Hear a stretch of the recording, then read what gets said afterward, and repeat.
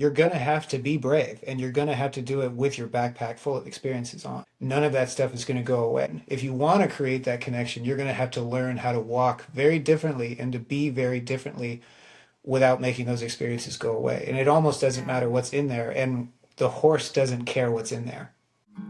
There are healers on this planet with the power to soften the suffering of mankind, yet they have remained in the recesses of the world, abused, discarded, and labeled as trash.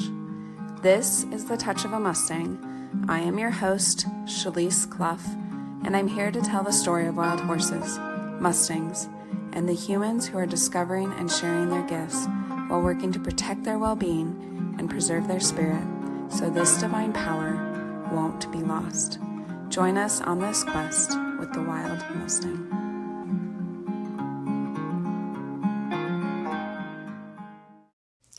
In this episode, I sit down with Matson and Gabe of At Ease Horsemanship to talk about the work they are developing and the incredible journeys they have had leading to the desire to use horses to help others. Matson, too, is a co-founder of At Ease Horsemanship. At Ease is a new nonprofit organization based at the foot of the Bighorn Mountains in Sheridan, Wyoming.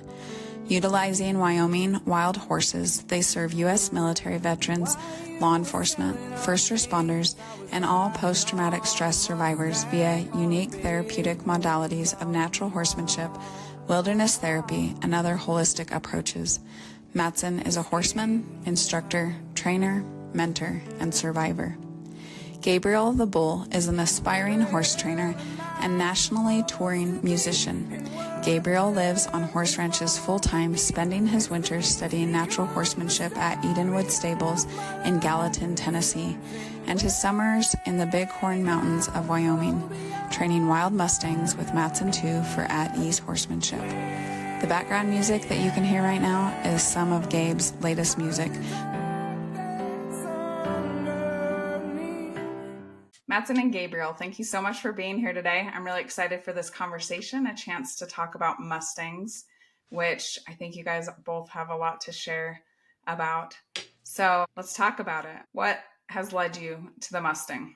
I think a lot of times it's a pretty deep, far back story, at least for me. So I think the trauma within my own life led me on a journey that ultimately settled with the Mustang and has allowed me to do a lot of things that really have changed me significantly, and that's really what we're looking and hoping to share. Yeah, and you told me before in some of the information we shared that this was trauma that started pretty young, but kind of was brought back to the forefront with some events in your life. Mm-hmm. Yeah, Tell us more about that. exactly. I thought I had a relatively normal life. It was definitely, there were challenges, and growing up in the 70s, late 70s and the 80s, things were very different than they are right now. I have four boys of my own, so I'm really, really clear as to the differences in discipline and things like that, and that are acceptable. Yeah. But things were different for us, to put it mildly. And I never really thought that any of that registered as things that traumatized me. Mm-hmm. And I think I came to learn in my adult life that I suppressed a lot of that. And really what caused me to become aware of that was an experience when I was 40 years old that was horrifically traumatizing. And I think it took me a lot longer to get through it and do the work because of all the other trauma that was beneath it. Yeah. Yeah. And I think that happens a lot where we have kind of learned to cope with whatever, we had to, the tools we had to use at the time. And then some other stuff happens later in our life that really can bring back a lot of that. Yeah. Do you want to tell us more about that event that kind of led to, it sounds like it was trauma, but also in a way fed into your healing and to some changes in your life? Yeah. I share my story, with the work that we do with PTSD, with combat veterans, first responders, and people in general that are dealing with post-traumatic stress. I would say I'm pretty selective on where I share my story and how, but Mm, there's a saying within the trauma community that pain speaks to pain, grief speaks to yeah. grief. So when you've been there, you kind of have the keys to that with another person to be able to speak that language. And obviously, as the three of us know, that the wild horse speaks that language as well. We were just saying that there's no fooling and no lying to a wild horse. They know. Yeah. You can't go in there with a charade. My big incident happened in 2010 on Labor Day, and I had made some adjustments in my life after a difficult divorce and had finally moved kind of out of a suburban environment up into the mountains for about 3 years, and was really trying to figure out things post divorce. Had the normal custody arrangements with the kids. We had three kids from my divorce, former marriage, and then I had a younger child with my partner at the time, Mm, and we were living well above the town of Boulder, Colorado, up in the mountains. And long story short, back in 2010, there weren't many wildfires that raged through Colorado. They had just started to happen in the years after, but the first one hit the canyon area in which we lived. It was called the 4 Mile Fire, and we lost everything that we owned. We had literally probably 20 minutes to respond to it. There was no yeah. reverse 911s. There wasn't enough of a community that people were getting on the phone and wondering what was going on. It was literally like a hurricane or a tsunami where it hits. Kind of, we were in the heart of it, and it just came over one ridge. And I describe it like the ceiling just dropped. Mm, And it was Labor Day as well, so we were out with the kids in the yard, and it was surreal. And the thing that I always share is my recognition of it was we never thought for a second that we weren't coming back home. It just didn't register because we hadn't experienced anything like that. And the only thing that we had time to grab, we had two different trucks go off in different directions, trying to wonder if you could go down the canyon or up the canyon to get away from where the fire's origin was. And I just put the kids in the truck and ran up into the house, and the ceiling of the smoke had dropped into the house. And wow. instead of having time to run through the rooms and grab things that they might need, I stopped in the laundry room and just grabbed a dirty laundry basket, and that literally was all that we got from the house. Because for 2 weeks everything was shut down because there wasn't containment. And that was an interesting experience too, because you're down. I mean, this being in Colorado, you're down at the base of like a 13,000 foot range, and you can just see it being blacked out and consumed by the smoke and the fires, and you Yeah. literally can't get up there, and you don't know if your home survived or not. So that Yeah. that changed the arc of my life significantly, immediately and for some time to come, with really understanding trauma's role in my life. And I don't like to, compare that. We have these conversations all the time. A person's trauma is their own trauma, right? Right. Losing a loved one versus atrocities of war versus rape versus a natural disaster. There's no need to compare them because it's not relative, because everybody's life is different in how they process things.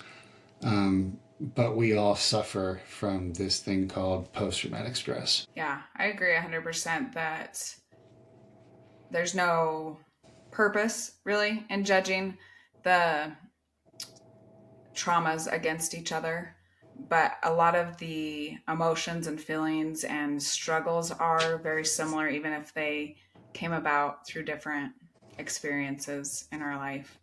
And so, yeah, I agree. Something that might be really traumatic for another person could be different for someone else, but those emotions and the struggles are still very real, based on all our personal life experiences. Yeah. And, um, just talking about wildfires, if you have not been close to one, it's hard to explain how intense they are. And we had one come pretty close to our house last year, and you really go into, just doing what you need to get done. And, it sounds like, thank goodness you were able to get your family out of there, but Yeah. still, what a loss. Yeah, and just listening to you there, I'll go on a little bit more about the experience because I think some of it's relevant. Um, Founding this organization, At Ease Horsemanship, a year ago, we really spent a lot of time researching the different types of symptoms of trauma, and what somebody that's been sexually assaulted versus raped versus what happens in war versus kidnapping, all these different things that make up the percentages of post-traumatic stress. I mean, there's 233 million people, 7% of our population that suffer from PTSD. And the Yeah, and numbers, those are probably just the ones who have been formally diagnosed, I would yeah, guess. Yeah. the numbers are crazy and they won't even sink in because they're so kind of dramatic. But, the veterans, the number of suicides, every 64 minutes, 22 a day, 8,000 a year is crazy. That's more than the whole war. That's more than the whole 11 years of Iraq and Afghanistan. The numbers. Yeah. So we're trying to build an organization that can make an impact amongst thousands of other organizations that have been trying to impact veterans and trauma survivors. So you try to spend a lot of time understanding what they're going through and developing programs, not just with the horse, but holistically and mindfully for trauma survivors. And for me, my story gets complicated shortly thereafter because we had to deal with not rebuilding. We couldn't rebuild. So Yeah. Just because wiped everything out. it wiped everything out and we had insurance, but the slope that our home was built on was steep enough that they basically wouldn't allow us to rebuild because they said if there's a fire in the next Same 2 to thing's gonna 3 happen years, again. everything's going to go down the Yeah. canyon. And so what does that do to you that you want to be proud and you want to say, this is my land, nobody's taking it away from me. Yeah. And you're going through that guilt, but you can't do it. And that's what I refer to as the collateral damage of it. You're really not rational. Yeah. And I spent years and years dealing with that and not feeling appreciative of being able to get another home and to try to settle Yeah. down. And I And imagine that added another layer, the inability to rebuild, because I think when something happens and you can kind of get to work rebuilding something in a way that is healing, and when you don't have that ability to kind of make right what was wrong or what happened, I think that adds yeah, another challenging layer to the trauma cycle. yeah, the layers, that's a really good word for it because ultimately, and we just talked about this the other night when I was kind of going through the notes, this isn't something that I work on every single day. The fire was 14 years ago. So when I get asked the question, I have to write it back down and go through the notes. Yeah. But what I found out again was that layer was my kids lost their home. Yeah. They were with their mom in Denver for long enough that they got more comfortable in Denver. Mm-hmm. And I never got them a home that they came back to consistently. Yeah. And what that did to me was it challenged my perception of my parenting ability. Because that's my big Achilles heel from growing up is the father-son relationship. Mm-hmm. And if I had to really dig into it, if I finally got there after all of my work, I think that it wasn't just about the house.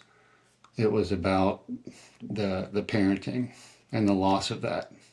The Yeah. diminishing. It wasn't a complete loss, but it was affected. I'm proud that I have done my own work in many ways. And, when people ask us, all of us, why we started this organization, my answer is because we're able to, because we're Mm. fortunate enough that we're in a place of health and Yeah. stability and capability that we can offer the same resources that changed us to others. And Yeah. we do it as a service to trauma survivors, combat veterans, PTS survivors, and first responders. We're proud to be able to be in that position to do it, is the reason why At Ease exists. Yeah. And a thought that came up as you were talking about that, we talk a lot about trauma, and a lot of times it's things that have happened to ourselves.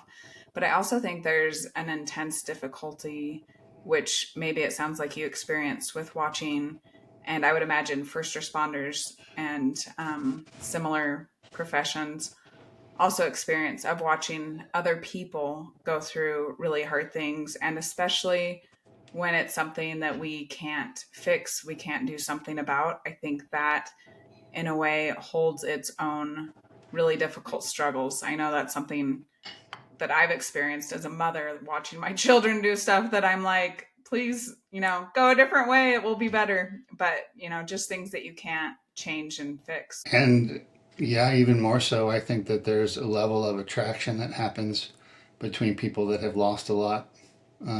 There's just a level of awareness in how you carry yourself and how you're able to relate to other people. Mm. The percentage of people that go through major loss and trauma is very high. The percentage of people that have suffered from PTSD to the point where they've had to go to recovery, look at other options as far as therapies and medications, isn't quite as high. It's about, Mm-hmm. I think, 5% of the population. But without going into numbers, that's how Gabriel and I met, and it was long before this organization was formalized. Yeah. But the work that he and I did together, starting 2 years ago, it was kind of the building blocks of At Ease and working with the Mustang. Yeah. So tell us about that. How did you guys meet and how did you come together? I think that's very exciting that you guys have a passionate group that are all working towards the same goal at Ease from what I have seen. Tell me more about how you guys came to this conclusion that this is the thing you're going to do is use Mustangs to help people change their lives for the better. Can I commandeer that part of this Yes, conversation? please do. Okay, Yeah, because it's a absolutely. very, I'm going to fit it in as much as I would prefer to listen to you guys talk. Where, how I was introduced to all of this is fascinating. And since you're probably going to ask me about my background in this anyways, I'll start there Yeah. and we will quickly work our way up to how we connected because it's very interesting. Much of my life, maybe all of my life, has played out in such a way that I can take no credit for this, but a lot of it is very difficult to believe. And so while you're talking, I'm sitting here. I'm like, yeah, keep talking because I got to figure out how to make this believable. Yeah. Yeah. So I won't go into most of it, but being that this is a podcast about horses, particularly Mustangs, Mm-hmm. we'll talk about how my relationship with horses started. Because it's not a lifelong relationship at all. This is all new to me in the context Mm-hmm. of my entire life. Even growing Yeah. up in Wyoming, where you end up on some horses, but it's not the same. Do you guys ever get the sense that sort of mysterious sense that many of the events of your life are being orchestrated around you? Oh, Ever get yeah. that feeling? All the Yeah. time. I And never, especially with the horses.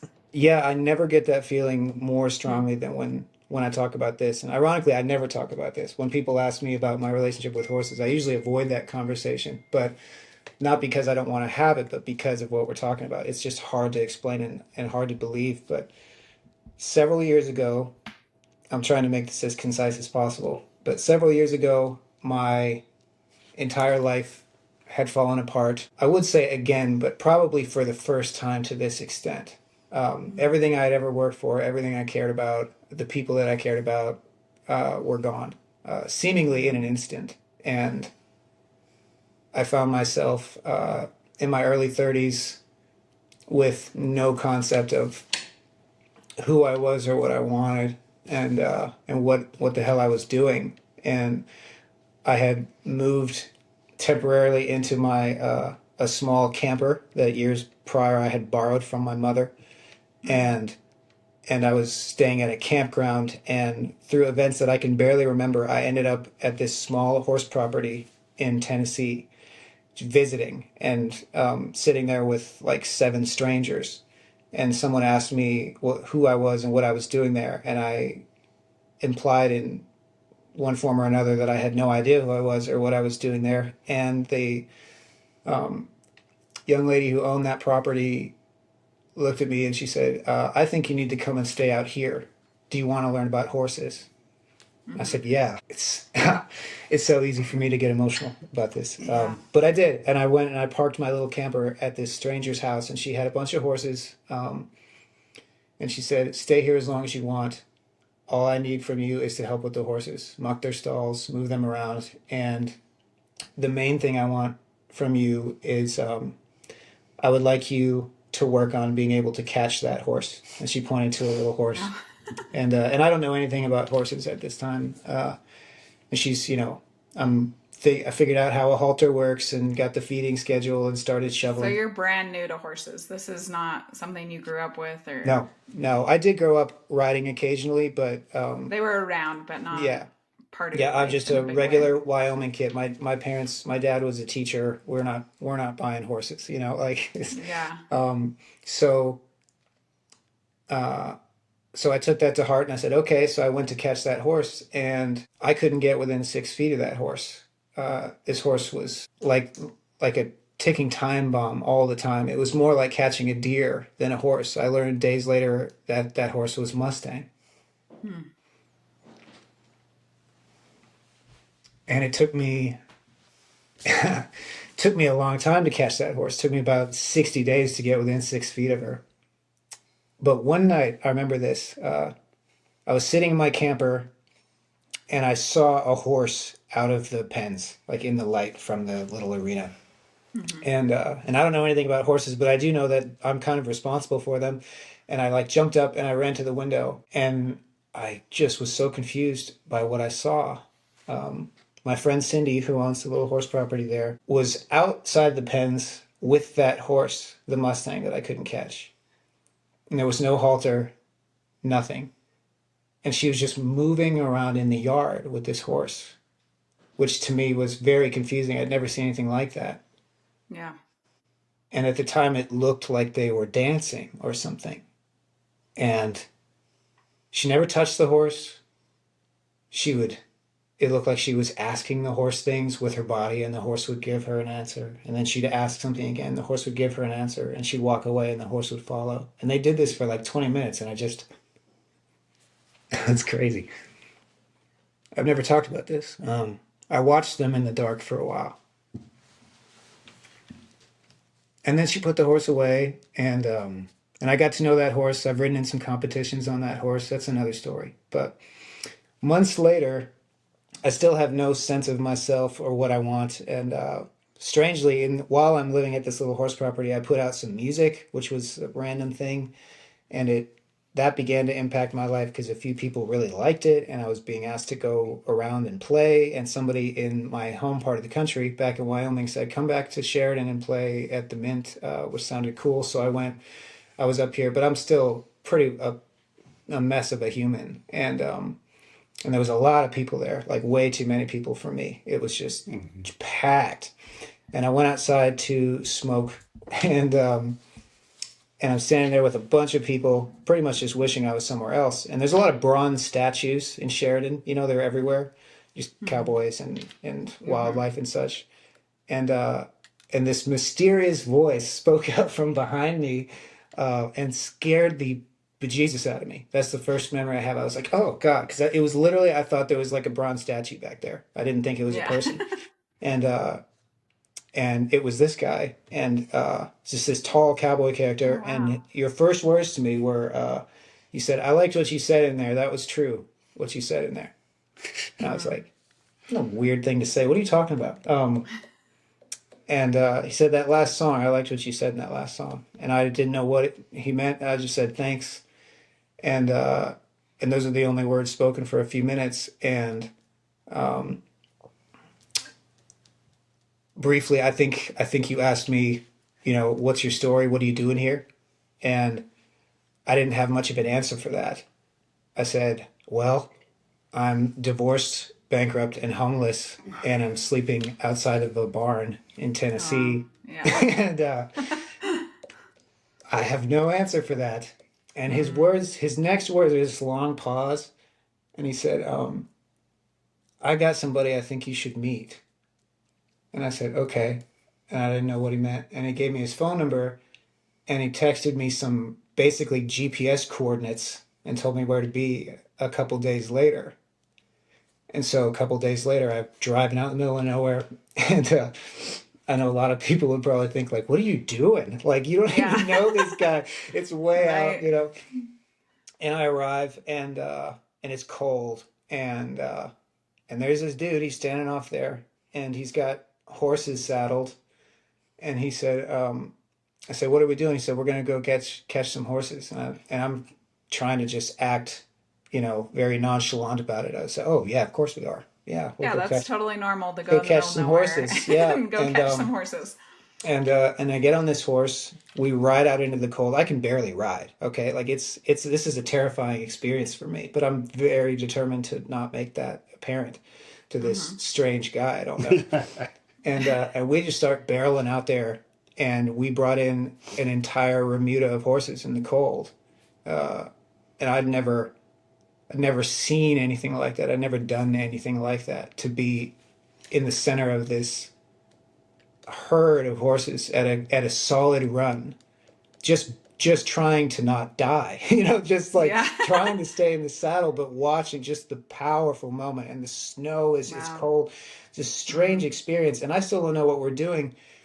And 30 minutes later, I found myself standing in a round pen in the middle of this arena, and he's put this Mustang in there with me. And this Mustang is not like the one in Tennessee. This is a wild horse. And I'm kind of like, well, what do you want me to do? you know? And he said, this is who I wanted you to meet. And he said, I said, what do you want me to do? And he said, just move around with him a little bit. See if you can get him to let you touch him. And that is my best introduction to how my relationship with horses, that is still probably at the center of my life, began. And it's been going for a long time. And I'm involved with At Ease because, I heard we have a mutual acquaintance that is also on a lot of podcasts. I was listening to a friend of ours talk on a podcast a couple days ago, and he said something about himself that I resonated with very deeply, maybe for the first time in my life. I don't remember what the context of the conversation was, but I think they were talking about how you deal with people maybe who don't like you, or how you move throughout the world so sure of yourself. And his response was, I like me. I would buy me a drink, he said. Mm-hmm. And I thought in that moment, yeah, I would buy me a drink. Like, if I saw me walk in, I would think like, yeah, I like that guy. That guy's cool. Yeah, Yeah. I would buy that guy a drink. I've never felt that in my life, and the reason I feel that way is almost entirely because of what dealing with wild horses has done for me. And so I'm sitting here talking to you because I've spent the last couple of years, especially this last year, I had a very strange year this year. I've spent a lot of time trying to figure out why. and trying to figure out what happened. Yeah. That little black horse that was also quite difficult to touch, I might add, that day. Um, I was this summer. I was sitting there writing about that horse, and it occurred to me. I'd never done the math. I'd never really thought about it. That I've that horse has carried me over 1,000 miles. That little horse, Wow. and I don't have the perfect sentence to explain to you why I know that these animals can deeply impact somebody in a way that maybe talk therapy can't, Yeah. but I know it's a real thing. And I know that if there's anything that can maybe get somebody to the point where they would buy themselves a drink, maybe it's horses, because that's exactly what they did for me. Yeah. Can I jump Wow. in for a second, Yeah. Shalise? Absolutely. So, because I love that story. Do you? I tried to make it short. I haven't heard. That was great. I haven't heard the beginning, although I know the characters in Tennessee now, because he brought them out here, and on that Mustang, he took them all up into the mountains, Oh, wow. and it rained on us half the time. Oh yeah. Yeah. That makes it more memorable and a lot colder. So I know those characters. So it's cool to hear that story, but it's funny because now I've been wearing a different hat, figuratively, same hat, but since developing this company. And having to be responsible to lawyers and insurance and all this stuff. Yeah. And when he said that, I was like, "Oh man, I miss those days. Let's just go. Let's just go. do that. Just get on the Yeah, horse and man. let's go." Forget the lawyers. Let's go. Because and it's an epic way to do it. We can't quite do that anymore, and I know we all know that because now we run this amazing organization. But so you have context as well, and the listeners do. The Mint is a world famous cowboy bar in Sheridan, Wyoming. He was playing Okay. it. He was Oh, playing nice. it. Yeah. Yes. So that was big time. Okay, so he steps outside to smoke a cigarette after playing a really good tune, and that's what happened. I said, And I "Yeah." think we need the name of that song also to. I don't know. I don't know what song either. it was. Oh, really? Yeah, I guess you'll we have to can- listen to we them can all. we can send you some Okay. some Sounds new good. stuff. But yeah, so that happened, and he also has a very unique presence in social media with just really really cool stuff that so people know him, and so when you see him, you're like, oh man, shit, that's Gabriel the Bull, that's his name. And how I knew he could do what he did was I knew he wasn't inauthentic. I knew that stuff that I had seen was him.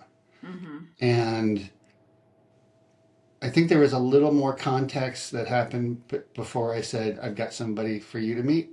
Because we talked Yeah. about what was going on in his There life might be, yeah, I with, don't remember. with horses and Mustangs. I mean, And- that was going to be my next question is why did you just pick up on him being like, Yeah. you need to meet a Mustang? Yeah, so I can answer that. So I do recall this sadness around, where he was at. There wasn't a lot of details. It was kind of like miss the horses in Tennessee, of all things. There's a Mustang there. And I actually just had picked up a Mustang 2 months earlier, if that.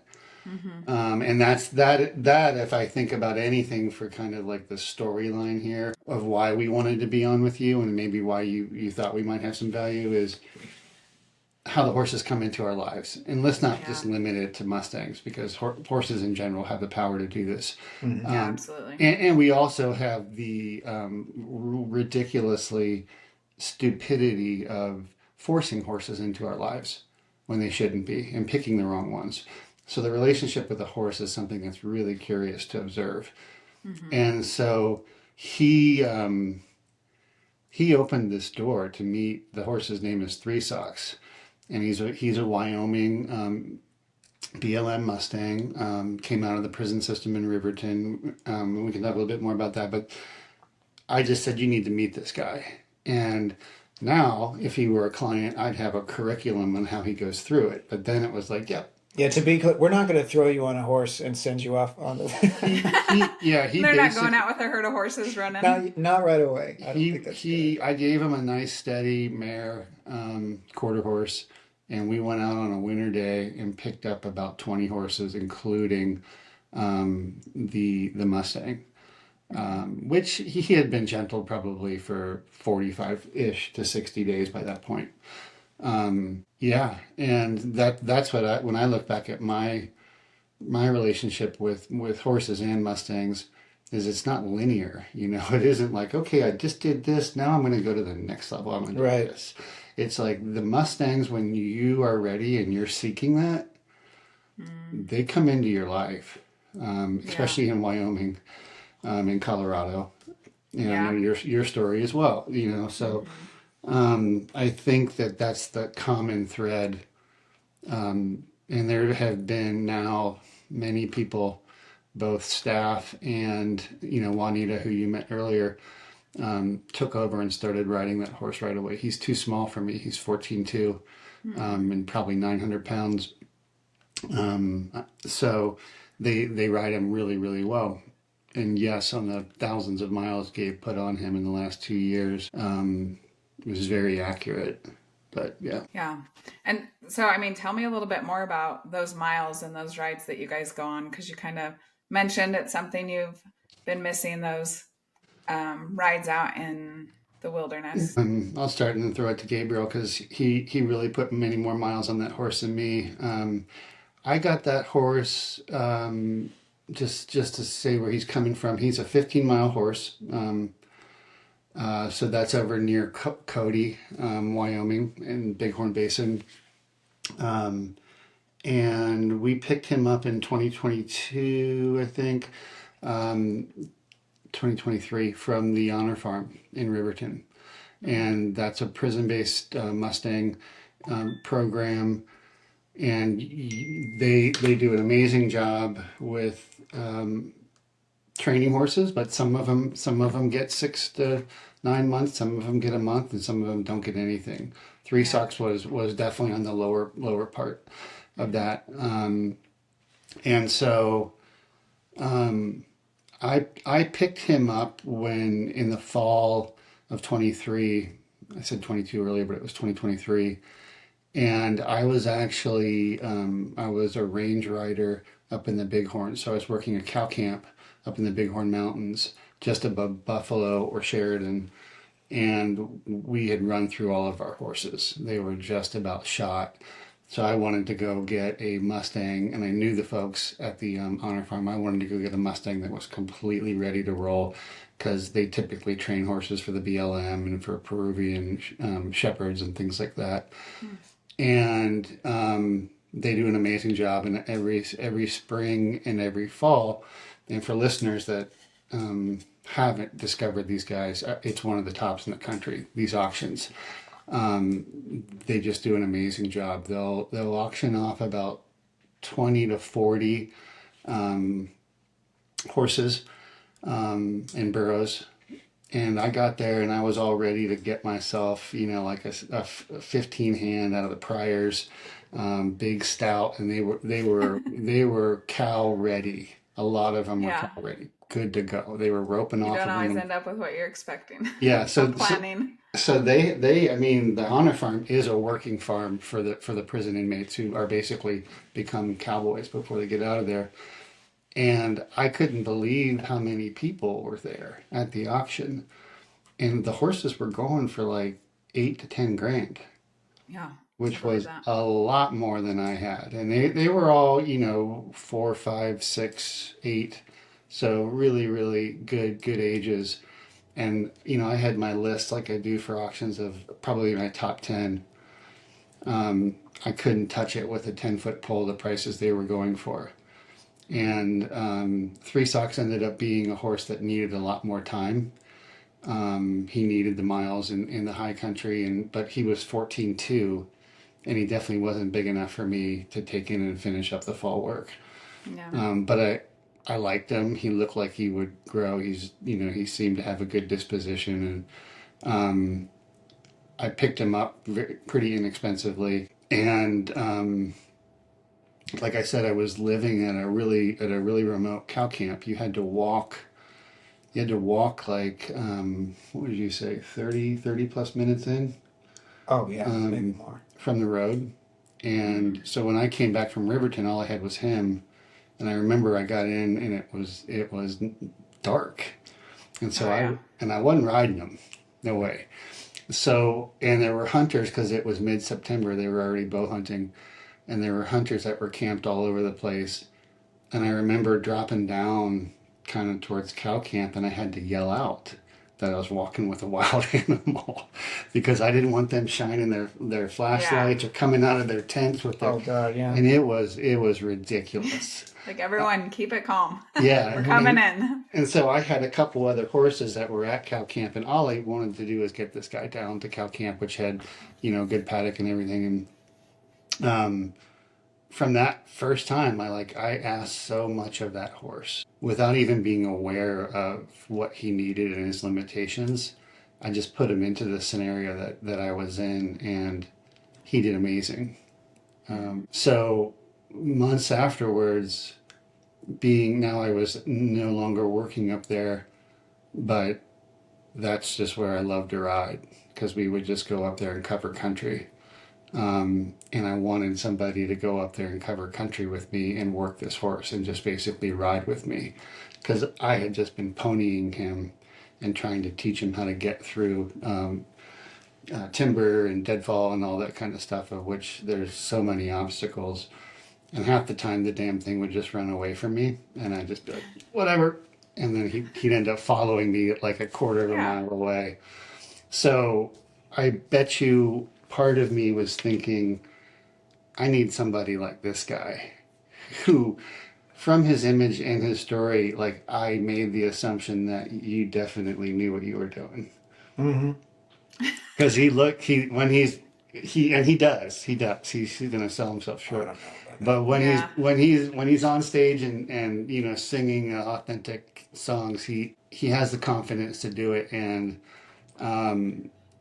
I think that yeah, it was the first time since working there that I went up with anybody on that horse. And you're going to remember the first time a lot better than me, so I'll Very clearly. Yeah. Very clearly. That sounds like a story. Well, it's mostly an internal story, Yeah. for me, because I was spending my time, as I do now, moving between Tennessee and the West, sometimes Wyoming, but also, Arizona and New Mexico and a lot of places, but I'm always going back and forth. And so I would spend my time in Tennessee riding those horses and continuing to dive into the world of them. And then I would go out on the road and do music and hopefully end up here to see and work with this Mustang.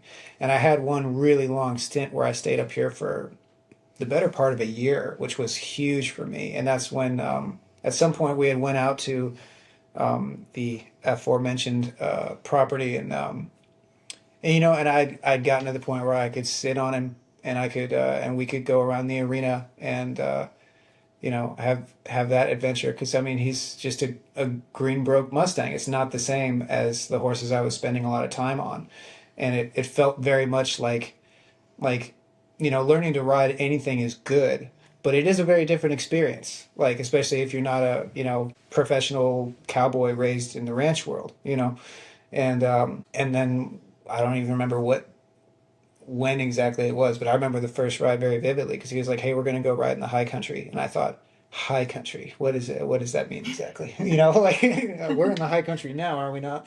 Yeah. And he just told me where to meet him, and it and I realized what was happening halfway driving up to the our parking spot up there in the Bighorns, and it was very much like a sort of a graduation or rite of passage from a mentor is what it was to me. Getting the opportunity to be one of the only people who gets to be around this horse was already a real privilege. But then to take that, it's risky. Anything can happen at 10,000 feet. And to be trusted like that with that animal was a very big thing for me. My heart was pounding out of my chest, and the first, a horse that's that young and that green and a rider that's, I don't know what I would call myself back then. I mean, I was certainly green, but also just I have that sort of brave beginner stupidity courage Yeah, thing going you on. don't know what to worry about. Yeah, so you worry about everything and nothing, Hmm. and in the first few minutes on them are interesting. It's never been written out there like that, not by somebody like me. And and we started working up our way into the high country, and we're doing things that I've never done, never thought I would do. And I remember about 15 minutes into the ride, we started moving, like really moving. Because if there's anything that could be a good representative of your personality. It's that I've never seen this man walk on a horse for more than 5 seconds. He hates Oh walking. yeah. You got to move at pace all the time, which is perfect for somebody like me because I wasn't just up there learning to ride horses. You can do that anywhere, you know. Hmm. I was I was there learning about myself. Yeah, I was there learning about myself, and what I learned about myself began to change the second we started moving, and the second I started to experience that kind of fear and exhilaration. Because what was so interesting about it is I could feel the same emotions from that horse. He wasn't super thrilled about me being on him either from moment to moment. It depends. It's a Yeah. constant conversation. Hmm. This is not a seasoned animal who's a professional teaching you. It's Hmm. two animals learning how to trust each other and how to make Yeah. mistakes. And we've both betrayed each other more than once. We've both miscommunicated to each other and fixed that and worked Hmm. through those things together. And I remember we've done this many times now. And I think maybe on the third or fourth ride, I had the first moment where we come off the mountain and we like sit and drink a beer and exchange words about the ride. Because there's not a lot of talking. Again, the horses aren't walking ever. So there's not Yeah. a lot of time for conversation. And we get down to the bottom of the mountain. I remember the first day I was like, I felt what it was like that day for him to trust me, for me to ask him something that was uncomfortable and hard that he did not want to do. And I felt the moment he said, okay, if that's what you want, I trust you. Yeah. And I'll never Hmm. forget it. Um, and still, it's a constant, like you said, it is not linear. Every ride is different, every moment is different. Um, Yeah. and it's just a constant relationship. It's as if you had a human relationship where no one could lie and everyone's emotions were on the table in front of you. It would be a Hmm. very strange Somebody Jim, relationship. Jim Carrey did a movie about Yeah, it's like that. that, but with more, more reality, more drama. We just talked about this quote that's so applicable to what Gabriel is saying. It's wilderness reminds us what it is to be human, what we Hmm. are connected to rather than what we are separated from. Hmm. Absolutely. And so wilderness reminds us what it is to be human. Yeah. How many people actually get to go into the wilderness? Not a park, not a national forest, but the wilderness. Yeah. And what does that represent? And so that's one of the things that we really, really differentiate ourselves with our organization is we're striving to get people into that wilderness spot. Yeah. The Mustangs contain that wilderness. They represent it. And so you first start to feel it in the arena, right? Hmm. The Yeah. arenas are great. We hope in 6 to 8 weeks that we're going to get people out of the arena after about 10 to 15 hours if they're safe. Hmm. And they're learning with groundwork and natural Yeah. horsemanship, not pure cowboy stuff that we're talking about. Um, but there's probably a lot of people that come to us that do have experience like Gabe's describing. Yeah. But it's really easy once you start getting the horse to move with you in hand, the end of a 10-foot lead or a lunge line, or in a 50-foot round pen. It is easy to be like, all right, there's trust right here. Hmm. There's relationship. There's Hmm. communication, right? Hmm. Yep. Yeah. Just like he described with the woman, the owner of the ranch in Tennessee. All that's Hmm. there. Yeah. Relationship, trust, communication, understanding, transition. It does Um, translate, translates everywhere, yeah, like throughout your entire life. but Yeah. what about when you have to go into their world? Yeah. Okay, when that horse and that doggone Mustang that we got I remember, and I knew he was ready. I knew he was ready to be trusted because the very first time I put him in a trailer, within 5 or 10 miles, I got stopped at a railroad crossing. And I was the first truck. Oh And boy. he's in the back of this trailer, one of the first ones he had been in. And it's not a stock trailer, it's a 3-horse slant. And I'm like, oh, here we go. Yeah. And he just stood there cool as a cucumber. Wow. Because the Mustangs, like, we forget this. They are fight or flight, right? They have the choice to fight, but they're not going to. So they're flight, right? So then once they come to us and we've caught them, then what's their choice? Their choice is to waste away or assimilate. And they assimilate and they become these wonderful partners. Yeah. With, And it's with incredible that they do when you consider where they're coming from and what we're bringing them into. It's Yeah. really incredible. It is. It's the ultimate partnership. I mean, there is no better example of predator and prey. And the lengths that they will go for us, and how quickly the really, really good hands can get them there.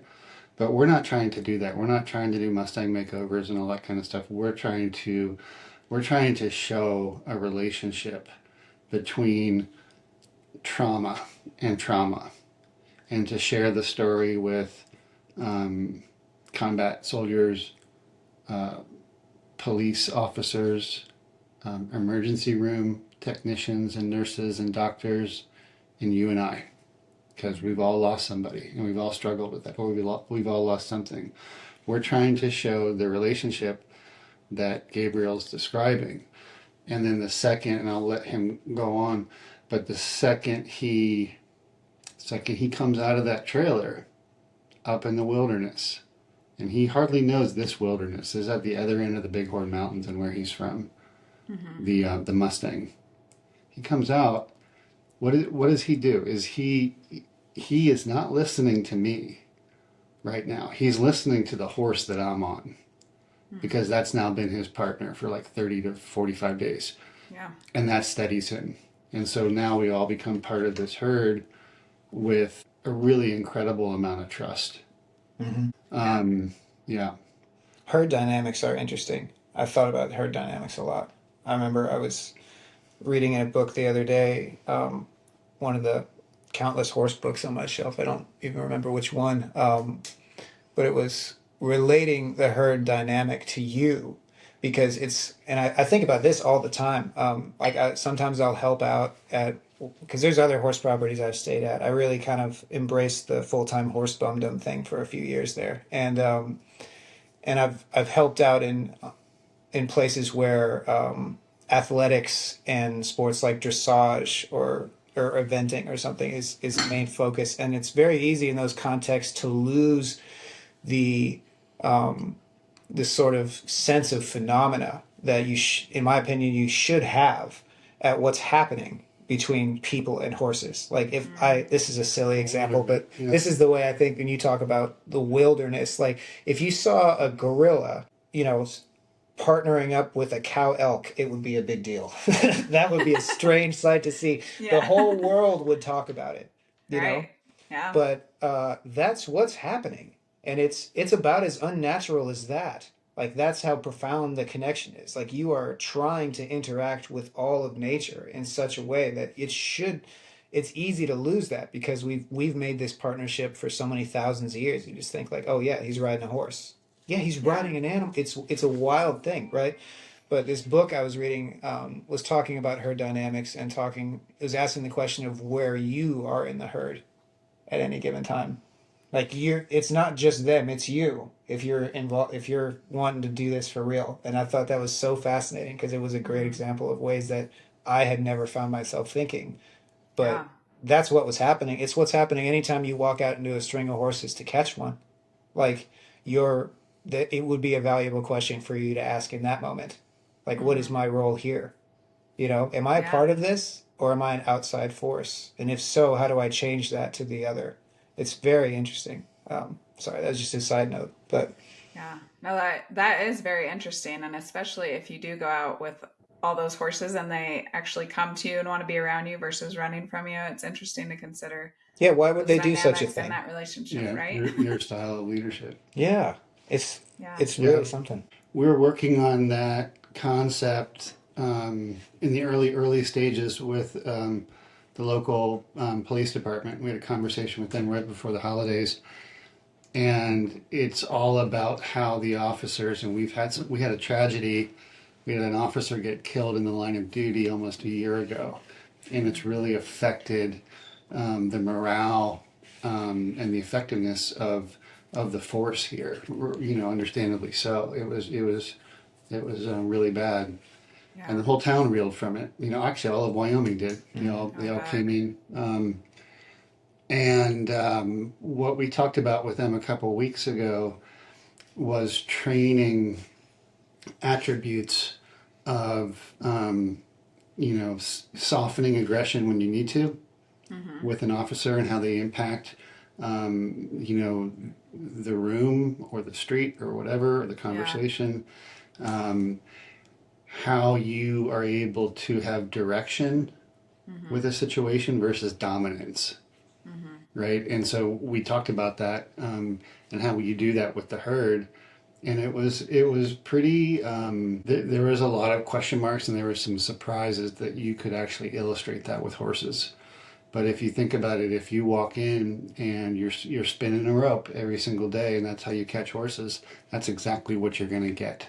You're going to get a Yeah, horse that absolutely. is afraid of you for a bit, and then maybe it's going to come around. But if you walk in with a different kind of leadership, trust, and expectation, you're going to have a much better relationship. Yeah. Taking nothing away from big working cow ranches where yes, you do need to do that. The horses are in different roles, Right. but what we're talking about is the relationships as survivors, trauma survivors, the relationships that we have with people in our lives at every level, Yeah. and what are we responsible for? Right. And it's interesting because with horses, we talk a lot about the mirror neurons and how they're reflecting back on us, our behavior, our state of mind. And we do that same thing with people, but it's so convoluted because we also have, vocal communication that we put in there. Where I Yep. think one thing the horses do is they really strip it down. Like, they can't be like, I don't want to be around you right now. But they can definitely show us, and we really have to reflect on why are they acting the way they're acting, for better or worse right now. What are the elements that you're bringing into that relationship? And that makes a huge difference in the human world. I think it's a lot more difficult in the human world. Yeah, It does. Yeah, I think about that all the time. When I've been trying to quantify, as I said earlier, forgive my redundancy, but I've worked really hard in the past year to figure out what is going on between me and these animals and everyone else around me. Like what is happening in that round pen. I've watched some amazing Yeah. sessions with people, and it's not always so easy to quantify, but in order It's to not. try and get an understanding of it, I've brought myself back to those first mornings we talked about earlier with that little black horse. And it felt to me, if I were to try to sum it up in bullet points, it's a strange experience to stand in a fenced area. The fence gives you an interesting feeling. The fact that you're fenced in with something with 1,000 pounds of wild animal. And there's real like emotional consequences to that. It does something to you. It's not like doing talk therapy. It's a whole Mm-hmm. different universe here. Right. And there's a healthy level of discomfort and fear when you stand in there, and you're both feeling it. Everybody's a little bit afraid and uncomfortable. And I remember standing there, and it was like this animal is asking you, which they quite literally are, what are you, who are you, what do you want, why should I trust you? And you have to answer them without language, and you Yeah. cannot lie. Yeah.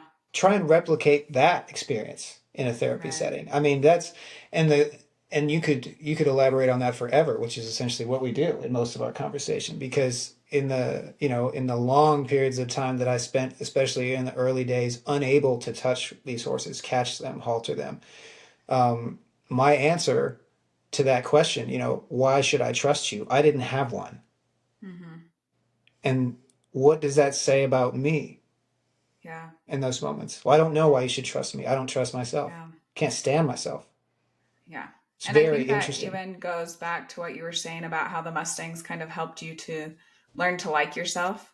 I feel like that's something I also experienced, where they do really encourage us in a way to ask some of those deeper questions. And they really do bring the emotions and the things we're feeling to the surface in a really heightened way, as you kind of described, that time when you're in the round pen with a wild horse and suddenly you're very attuned to your emotions and how they're reflecting. Absolutely. Absolutely. It happened. Like it's not, like you said, it's not linear. If you put three socks and I in a round pen right now, we would start from zero again. Which you should. Absolutely. Like it's not the kind of thing where, oh, we've done this before, my internal state means nothing here. It will always mean something every time you see them. It's very strange. I can't think of a single setting in day-to-day life where you could replicate that well. It's one of the reasons I'm so excited about the program, is because Yeah. I don't know how else to do that for somebody. Yeah. And I think that speaks to the journey of humanity. You said something before that you were a mess of a human at a time in your life. And I think a lot of times, at least for me, I have always had this vision in my head that I would come to this point where I had it all figured out and things would be smooth sailing and Mm-hmm. life would be easy. And it also goes back to what you were saying, Matson, about how many people have experienced trauma and loss. And I think it can all be summed up in that life is this huge, hard, difficult journey.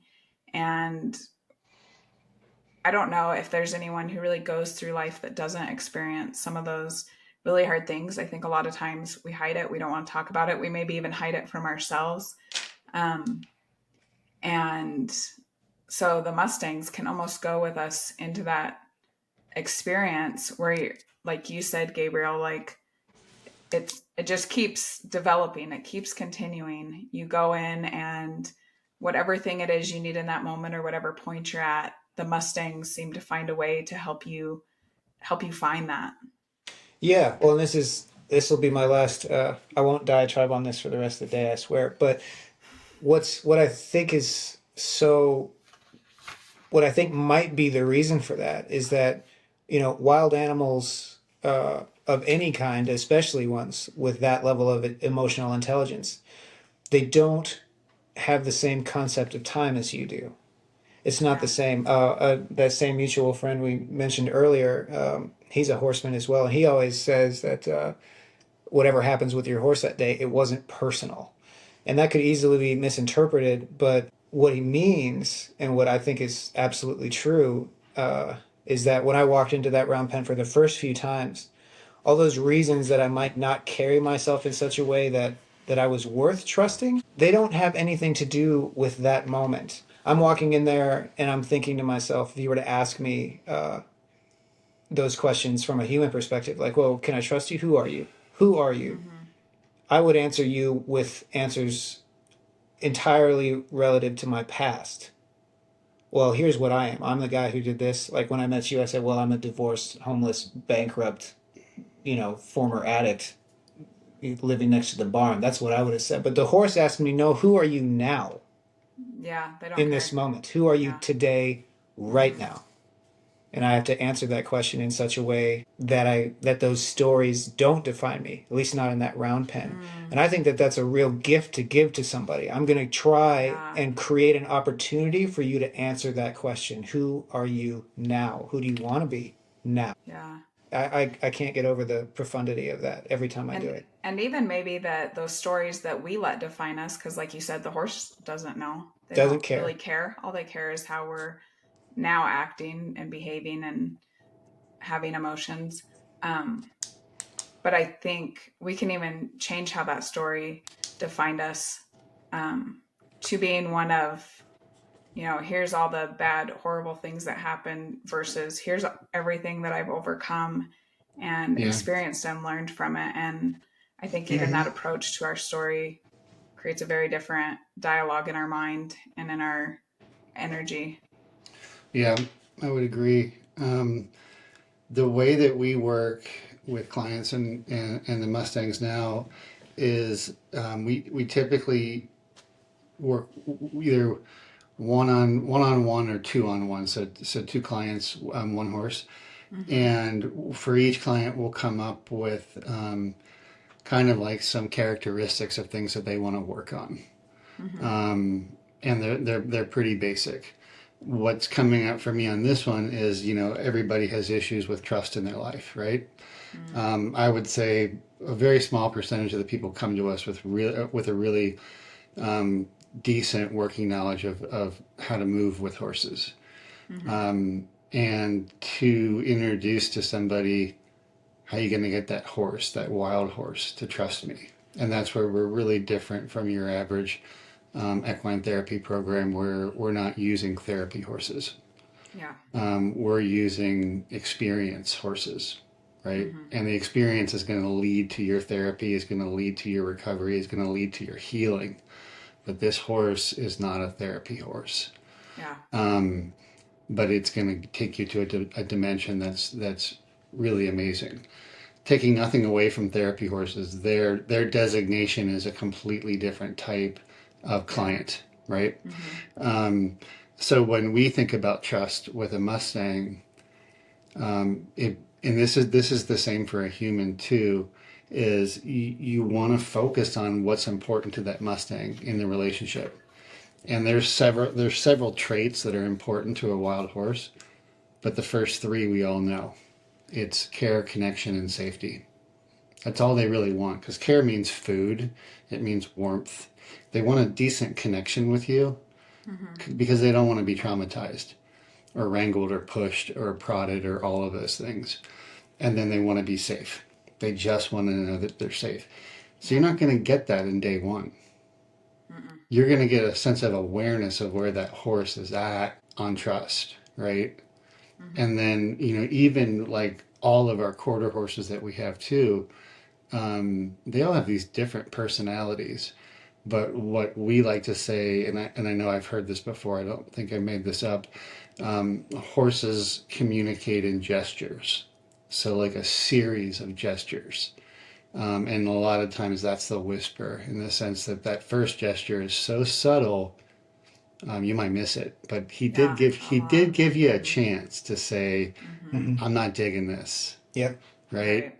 And even if they say, oh, I am digging this, I want that carrot. You got to catch that moment too. You got to catch that too. Right. Yeah. And then so that first, and then everybody knows this, it's just all built around the dance, which is what he described initially, which is pressure and release. Don't go for the kill in the halter right away, because then you got to start over. So yeah, that's so true. and that's the first thing that we typically do is we put our clients in the arena, a standard arena, and just say, go catch that horse. And some of them could spend the whole session trying to catch that horse, a Mustang. Of all the things we do, that's my favorite thing. And some of them don't even know how to use a normal halter. But we'll just see how close they can get. Now this is a trained beyond Greenbrook Mustang. Now you would do something very different with it untouched. Yeah, but you can do it. You can do it in a 20 by 20 or something like that. Yeah. But you have to watch for those gestures. And then that's where you start being aware of, what did you just do that caused that gesture? And what does that gesture mean? And most people are profoundly impacted by that. Yeah. Because I would imagine it has a huge level of information that it's feeding back, probably both to the person doing it and anyone watching it, just to see that interaction and that approach when someone kind of goes in there not knowing much. Yeah. Oh, see yeah. how that unfolds. And all of it carries through the next sequence of events. The way that they move has to change from what's normal for them. because you've got an animal that, yes, it's now getting pretty domesticated, but it is going to doubt you for a while, years maybe, Yeah. and you're going to have to earn that trust. Yeah. And I've seen with my Mustangs, at least, they're obviously different, but some of them will react completely different to different people depending on that approach. Yeah. So even having lived in the domestic world, they don't necessarily lose that attunement to people and people's agenda. No, Three Socks hasn't lost his. He was pretty Mustangy this morning. Mhm. Oh yeah. Yeah, he's just I mean, like there's certain things that seem to be this is just pure speculation, but there are certain things about a horse that has been wild for a portion of its life that seem to never go away. And Yeah. I love that about them. I mean, Well, yeah. yeah. If that can be preserved while they're still living in our world, I think that's one of the most beautiful things with the Mustang, to maintain that while they also are living with us in the domestic world is pretty incredible. Yeah.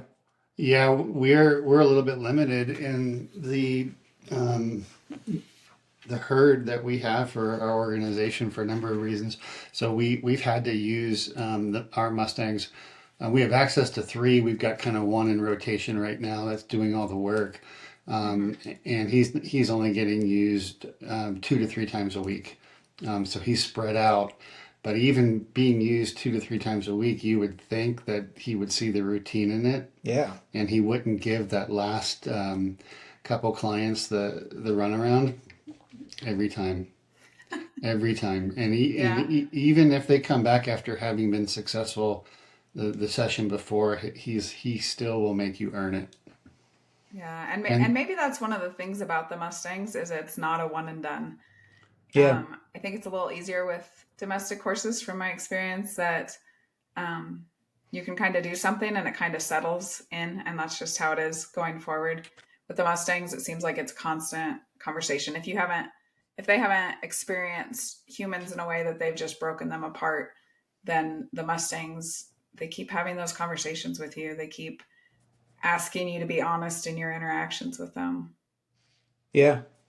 Yeah, for a while I wondered about whether or not the more stangy parts of everything I've learned about horses would translate to other places. And I had one victory lap. I don't know if I ever told you this, but the first time it had been about a year or two of just full time horse, just drinking from the fire hose of horses. Um, Mm-hmm. when I met Three Socks, and it occurred to me in the round pen that like, oh, when he asks, "Can I trust you?" He's not asking, "Are you going to be mean to me?" He's asking, "Are you going to eat me?" That's a very different level of wariness, right? And that's Yeah. essentially a very simple way to describe what we're talking about, like that kind of attunement to nature. And for a while, I wondered, I was like, is this just Mustangs? Like, does this way that you could handle a horse translate well? And right after that, or maybe a few months after that, I took another strange opportunity to go to New Mexico to another strange place with strangers again, as was my habit at the time, to a thoroughbred ranch. And I'm not even sure why to this day. It just seemed like a good idea at the time. And it was only former champion off track thoroughbreds who hadn't been ridden in years. And they wanted, this wonderful woman who's become a good friend of mine wanted to start to handle these monsters. I mean, it was just such a different experience. I was a little bit shocked and terrified. I mean, the smallest horse there is like 17 hands and weighs like Mm. 1,800 pounds, and they haven't been handled in years, some of them. And there was one horse, I'll never forget him because he looks just like the Black Stallion. His name's Fish. He's the most beautiful, looks like a painting. And she said, "Yeah, well, I'd really like to catch Fish, but he's nigh uncatchable. So, good luck with that one." And out of sheer ignorance, green ignorance, and You're like, habit, that's the one for me. well, I just walked in there, and it wasn't even a round pen. It was a square, probably 20 by 20, 30 by 30 paddock. And it's New Mexico, so it's all just dust and sand. And or Hmm. no, it was northern Arizona. Sorry. And I walked into that pen, and within 3 minutes of doing what was just habit from being around Three Socks, that horse was attached to my hip. I was shocked. I've never seen an animal before or since probably that had that much desperation for somebody to tell him that things were all right in a language he could understand. It probably looked ridiculous. All I did was walk around. I take no credit for this. Anybody could do this, but it was just I just moved around that paddock with him for not even 3 minutes, probably. That's so true. I'm telling you, man, it was. I'm saying most people couldn't do that. Oh well, if Yeah. if You're I could do it, underestimating anybody yourself could. again. I'll put it that way. But it was amazing to me how well it translated and how that instinct was not, reserved for former wild animals. And Yeah. this sounds like a bit of an intellectual leap, but you do also see it in people. And I guess to land the plane back to the subject of this conversation, you especially see it in people who are living their worst nightmare right now. Yeah. Like you absolutely see it. It's like somebody tell me or something. I'm just asking the universe to tell me that some part of existence is safe and do it in a language I understand. Because frankly, words might not work for me. You know, it's a profound thing. Yeah, that is very profound. I remember being in that place. It's like, someone just help me. And yeah, for me, it was my Mustang that kind of stepped in and, all right, here's what you need. Here's what you need right now. Can I say something? Yeah. That brought up something for me when I was in a different capacity with horses, guiding or packing, for elk and other large animals. We would often pack people in to drop camps, several hours in, and then come get them, a week later. And the horse is really just a mode of transportation, right, for them, but it's the only way to get to where they're going. But we would always still give them, like 15 minutes in the parking lot before, as we're bagging up all their stuff in the panniers and such. And I would always just call it horse logic. This is horse logic for you who's never been around a horse. Just the basics of what you need to know so you don't do anything catastrophically stupid that messes up our whole string, right? Yeah. Seems logical. And it was just the basic stuff, like just really basic. But you got a sense in that capacity, working with mules too, of how far these animals would go to accommodate our stupidity. Oh yeah. Right. And they get ridden by so many different people in that season, and they see all these different things. What I found is, when this was, obviously you're not teaching anything, you're just trying to get your group up the mountain safely. So just horse logic is a good way to go. And it literally just would astound me, how little the average person cares about partnering with an animal that does have their life in their hands. Literally. Absolutely. Yes. Absolutely. Yeah. And how much we put on their backs. It is interesting, and sadly, I think it's part of what has put the Mustangs in such a hard situation as a species as a whole, because a lot of people do just see them as a tool. They want them to use them for their purposes. They're not really interested in learning from them. And as a result, they've landed in a bad place with people who aren't ready to step up and learn and improve themselves. And like Gabriel, you were talking about when you went in with that thoroughbred and you're like, oh, this is just happening so easy. And I think a lot of that is just the different way you learn to be with horses compared to how they're so often treated, which is just, you're just something for me to use. And you should do what I want you to do, when I want you to do it, how I want you to do it. Yeah. And that approach changes when we're open to like, well, let's see what we learn from this interaction. And we kind of go on that journey with them where they're guiding us along the way. Is pretty incredible, but also I think something that's still quite rare in the world. Without question. A few things that I definitely wanted to hit a little bit more You talked, and some of the information you gave me, Matson, about connection, quite a bit about connection. What is the role that you see that playing in life with horses? I think it's something I've also thought about a lot. The purpose of it and how we really come to find that true connection. I think the lack of it creates a lot of turmoil for people. And so, what are some of the insights you've Yeah. had with that? You know, I wrote that specifically from a trauma perspective, from a Mm-hmm. recovery perspective. And we have been working so hard on making sure that we understand all the different pathways through trauma with the types of clients that we serve. We don't have mental health experts on board just yet. And I don't know that we will, because we're an alternative environment Oh, for discovering and your wounds, and connection is there, has to be there.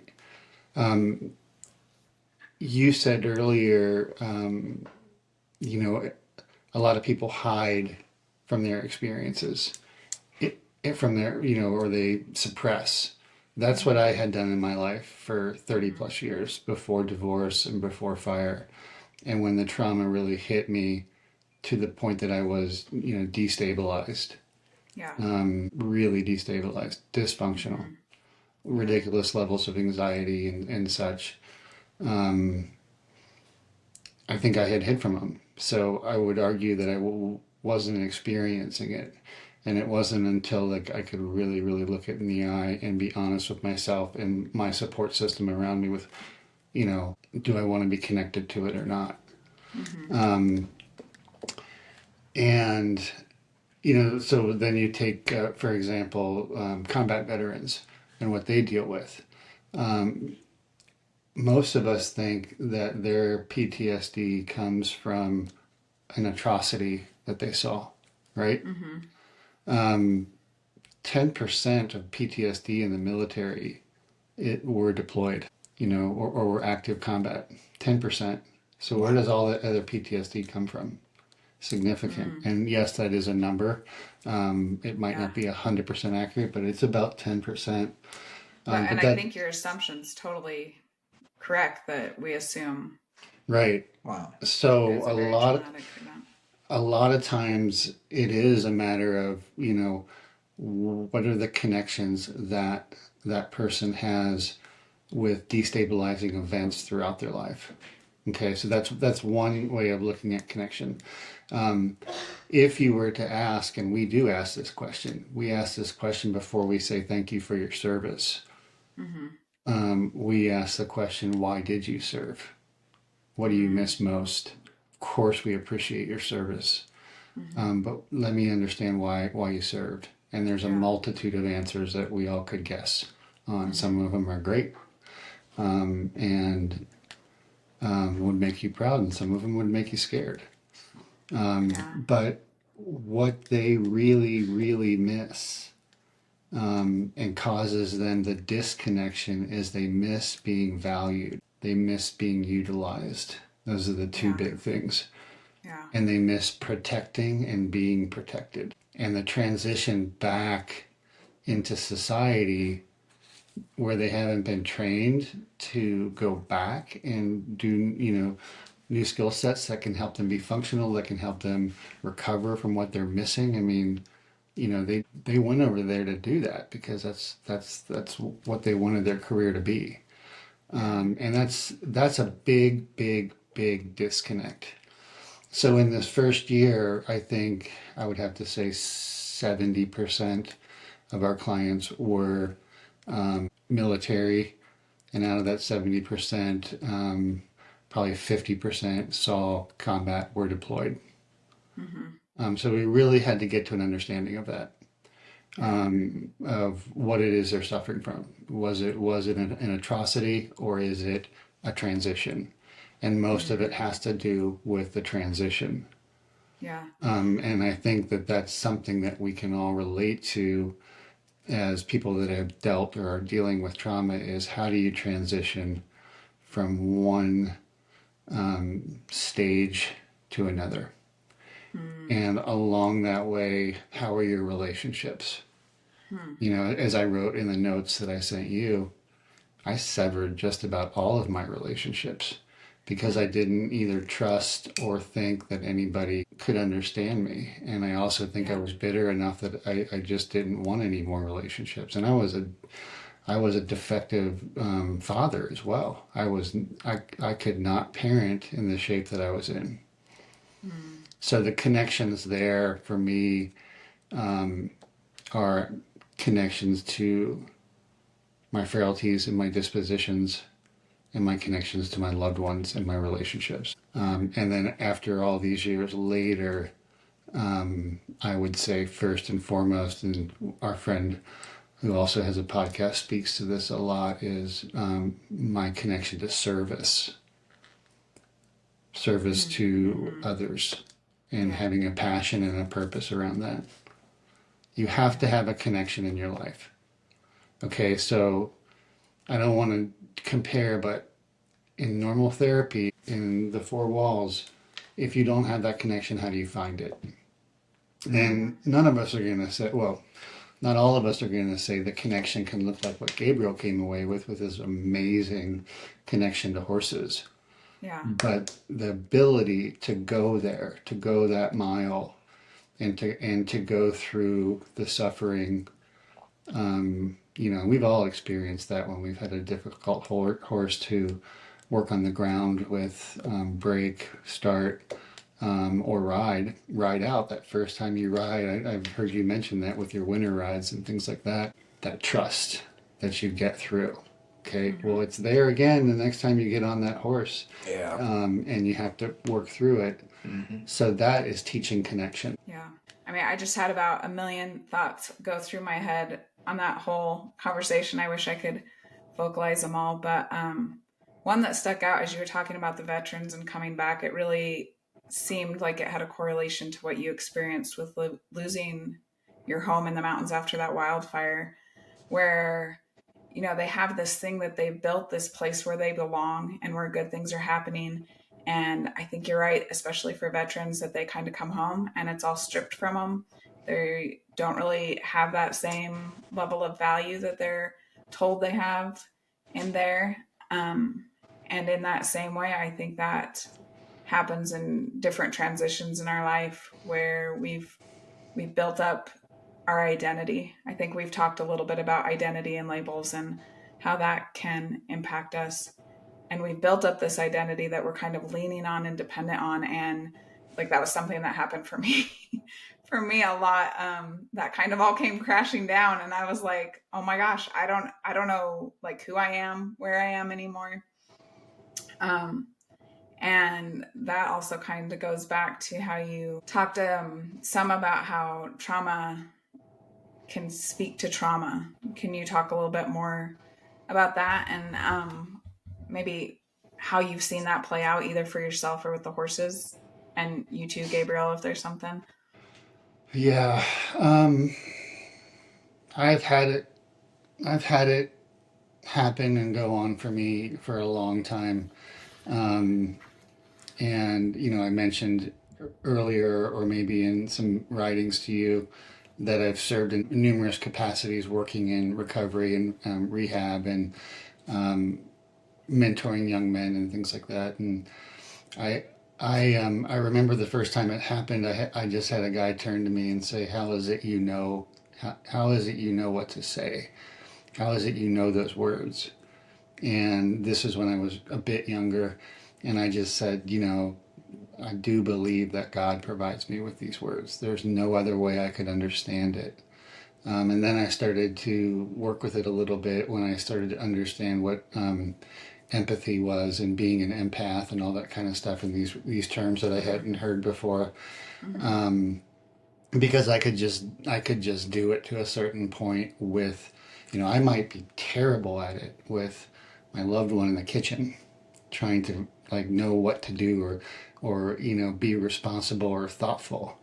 Yeah. But there's a different connection on trauma to trauma and pain to pain.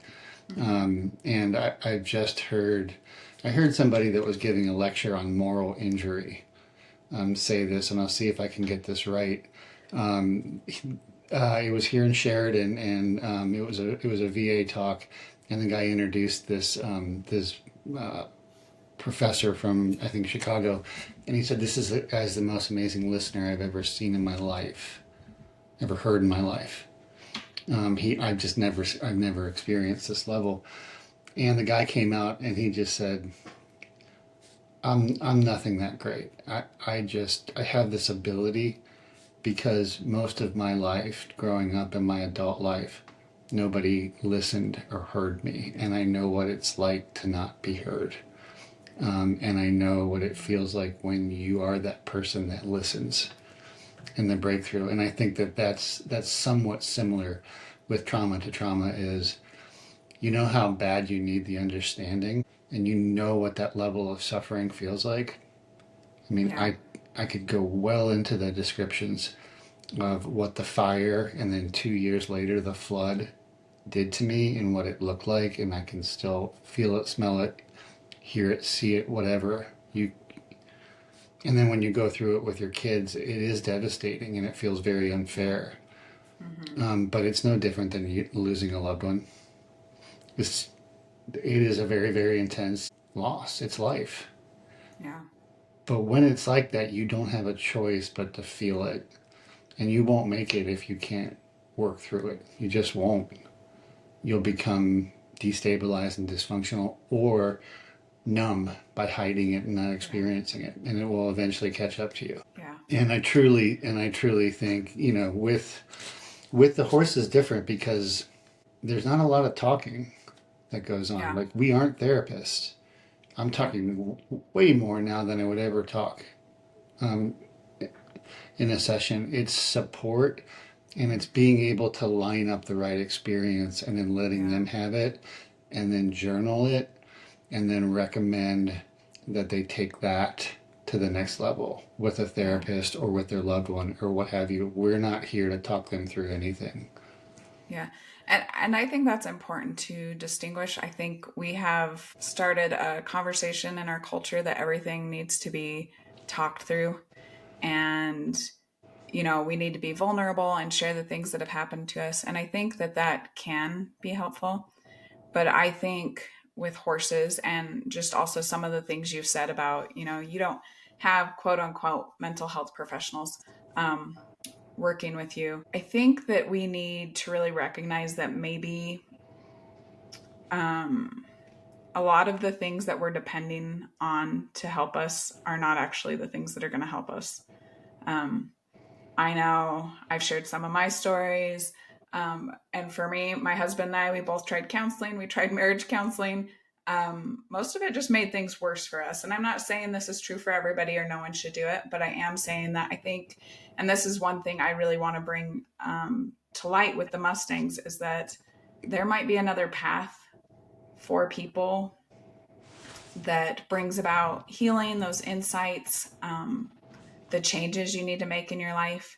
And it might not be going to a therapist. In a way, I feel like we've kind of replaced our friends and family with therapists, someone we pay to go talk to and just, spit out everything. For me, when I did stuff like that, it made it worse. I felt worse about my life. I felt worse about myself. It wasn't helping me to feel better. But then on the other hand, I could go out with my horses, and that is where I would get like the answers I needed for that moment in time.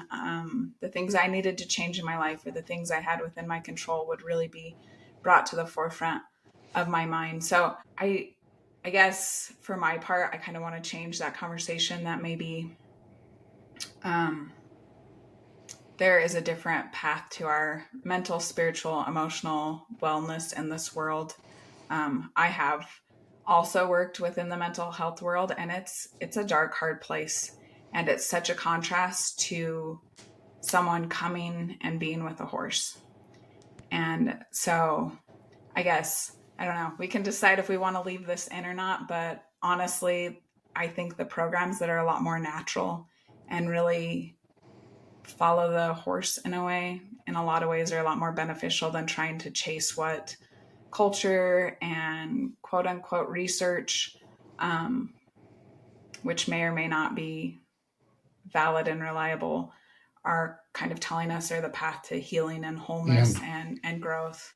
Yeah, I wanted to just jump in and then please pick up with where you were, because that was some amazing stuff you were saying. What just came up for me was, and it's awesome having Gabriel here because I get to be reminded completely of like what it was like to just be free and just be able to like give this sense of, awe and wilderness to a person and not have to worry Yeah. about, my insurance premiums going up and that kind of stuff. Dues, yeah. Wish they would. And when we first started this organization, we ran a pilot through a local equine therapy organization that does a great job here in Sheridan. And I remember when I was talking, might have even been with some clients, and I had a question that I asked, and the executive director right away just said, no, you can't ask that question. We don't have a mental health therapist around, mental health professional. And I don't remember what the question was, but I remember the guy looked at me, this big, grizzly, strong veteran, combat veteran. He looked at me and then he looked at her and goes, "What's wrong with that question? Kidding me? What's wrong with that question? I got no problem with that question." And then he just answered it. And therein lies some of the problem with the resource that we're trying to provide. Is some of these folks, and I would probably include myself, don't want to be stigmatized, don't want to have to get a note from their general practitioner or something like that. They don't want it to be mental health. So you have to be really careful about how you craft what we're doing. Because ultimately you want people to feel really comfortable coming into the place. And so we have an interesting way that we provide the service. We have host facilities because we're brand new. And we don't have millions of dollars yet to buy or rent our own Trust me, place. the things I would do if I had millions of dollars to But create something. we'll get there. It seems like the curve for most people that do well in this industry is a couple of years before you can be leasing your own place. You will get there. But we have wonderful, wonderful country around us and many people that have leased us their facilities and hosted us. And what's important is that the client experiences, I'm driving away from everything. I'm kind of going up the mountains and I'm leaving everything behind. And now I'm going into a very safe environment where there aren't a lot of people that are working or a lot of other classes going on or something like that. It's a very private, secluded experience. Yeah.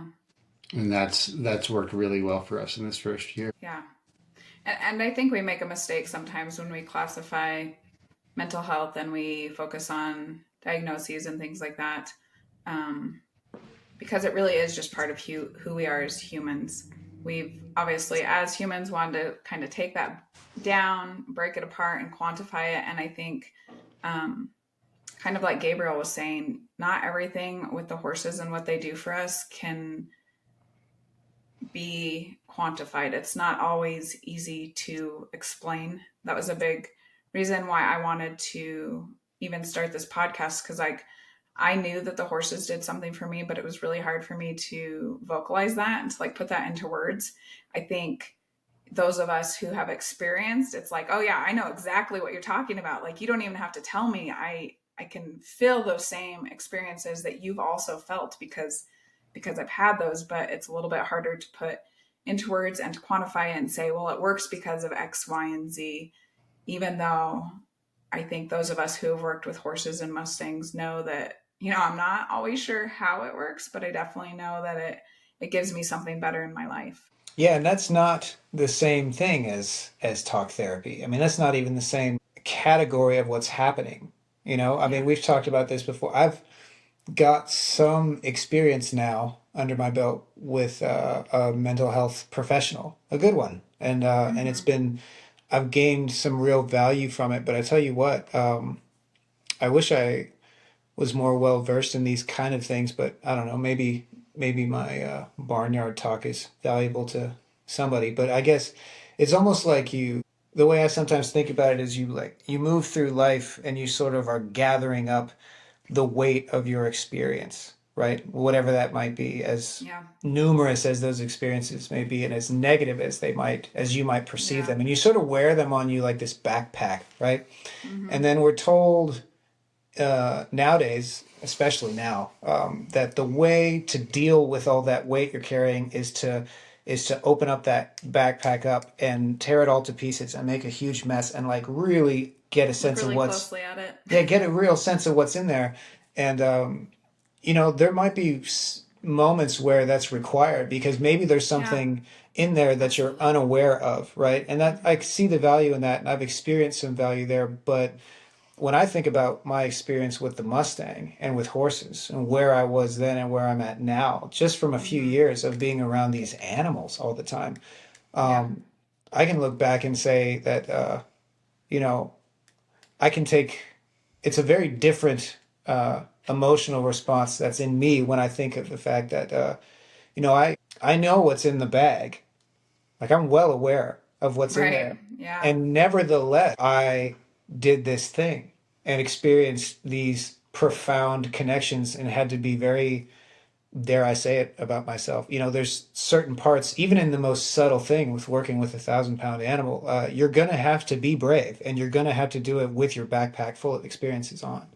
Yeah. And none of that stuff is going to go away. And you're going to have to learn, if you want to create that connection, you're going to have to learn how to walk very differently and to be very differently without making those experiences go away. And it almost doesn't Yeah. matter what's in there. And the horse doesn't care what's in there. I guess that's what I'm Yeah. getting to. And that's, to me, that's what I needed. I didn't need to Yeah. look through it. I needed to learn how to carry it differently. And I needed Yeah. to be around someone or something that was only interested in how I was going to carry myself now with all Yeah. those experiences.